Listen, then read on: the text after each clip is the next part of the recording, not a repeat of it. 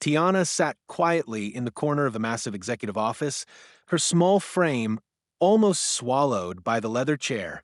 The soft hum of vacuum cleaners echoed through the otherwise silent floor as her mother moved swiftly, wiping down glass surfaces and polishing the CEO's mahogany desk. To everyone else in the building, Tiana was invisible. The maid's daughter who tagged along at night because her mother couldn't afford childcare. But Tiana didn't mind being unnoticed. It gave her time to think. Her fingers clutched a tattered spiral notebook filled with doodles, formulas, and strange diagrams that no one ever saw. Tonight, her eyes were drawn to the giant whiteboard on the far wall. It was covered in complex equations, charts, and a giant red headline, Critical Algorithm Failure, $1 billion loss risk.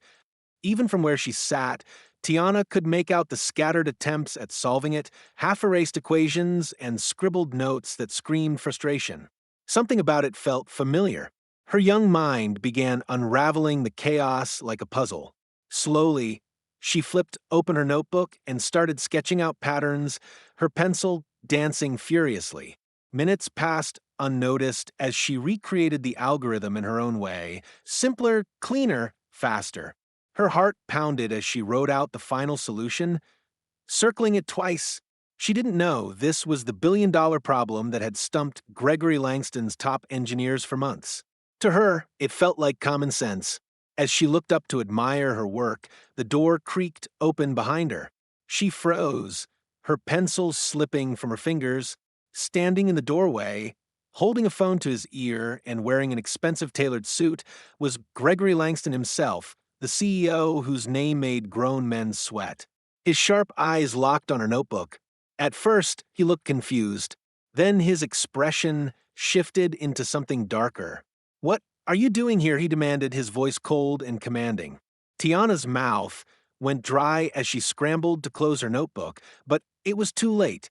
Gregory was already crossing the room, his long strides bringing him face to face with the girl who unknowingly just cracked the code to save his empire. Gregory's hand shot out, snatching the notebook from Tiana's trembling fingers before she could protest. His eyes scanned the pages, his frown deepening, not in anger but in disbelief. The numbers, the flowcharts, the handwritten code, it all aligned. This was no child's doodle. It was a breakthrough. Who did this? He asked sharply, though his voice had softened almost imperceptibly. Tiana swallowed hard, her voice barely above a whisper. I did, sir. I was just looking at the board, and it made sense to me." Gregory turned the page, muttering to himself as he walked toward the massive whiteboard. He began copying her notes onto it, watching as the pieces fell into place. Suddenly, he slammed a button on his desk. "Get my CTO and lead engineers in here. Now, I don't care what time it is." His assistant's sleepy voice crackled back over the intercom. "Sir, it's almost midnight. I said now." Gregory barked.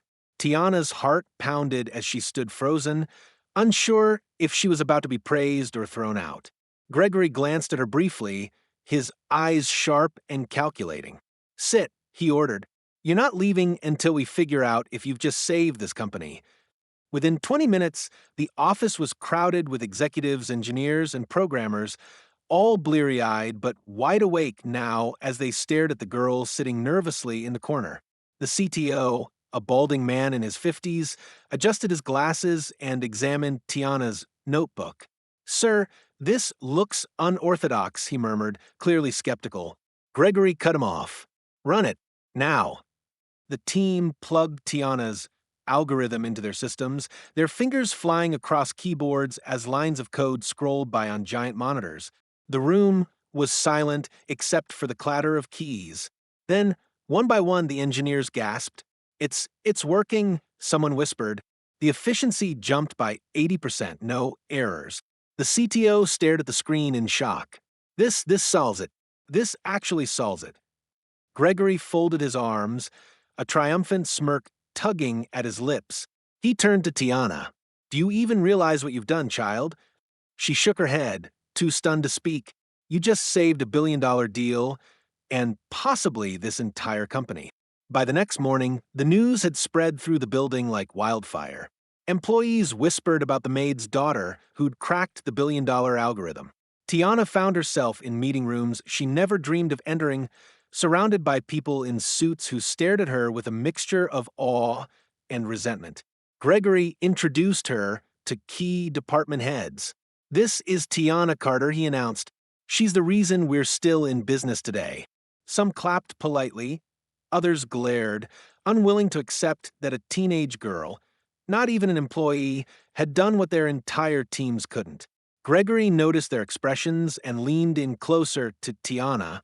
"Don't let them intimidate you," he said. "They fear what they don't understand, and right now they don't understand you." For the first time in her life, Tiana felt seen. Not everyone celebrated her achievement. At a board meeting, a senior VP slammed his hand on the table. "We cannot let a maid's daughter dictate the future of this company. It sends a wrong message to shareholders." Gregory's piercing gaze shut him down instantly. "The wrong message? You mean the message that brilliance can come from anywhere?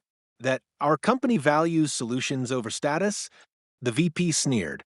"You're really going to bet everything on her?" Gregory leaned forward, his voice dropping to a dangerous calm. "I'm not betting on her. I'm investing in her. And if you can't see that, maybe your position isn't as secure as you think." The room fell silent. That evening, Gregory invited Tiana and her mother into the boardroom. Her mother wrung her hands nervously, her cleaning uniform still damp from work. "If this is about her being in your office," she began, but Gregory held up a hand. "Sit down, Mrs. Carter. You've raised a prodigy." He turned to Tiana, his expression softening. "You have a gift the world needs. I want to make you my partner. You'll have a seat at the table and a share in this company's future." Tiana's eyes widened. "Partner," she whispered.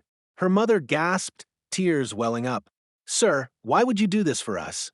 Gregory smiled faintly. "Because genius doesn't care about where you come from. And neither do I."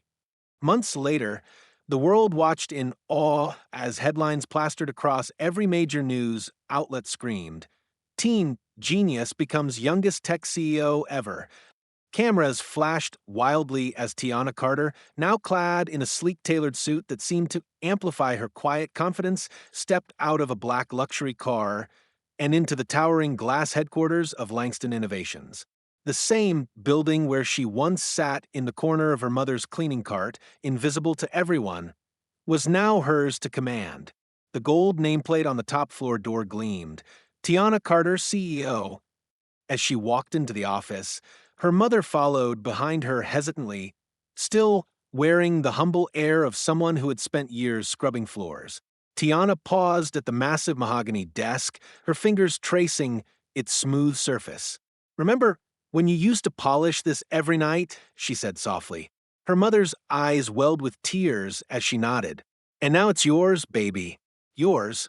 Tiana turned and embraced her tightly. "We're not invisible anymore, Mama."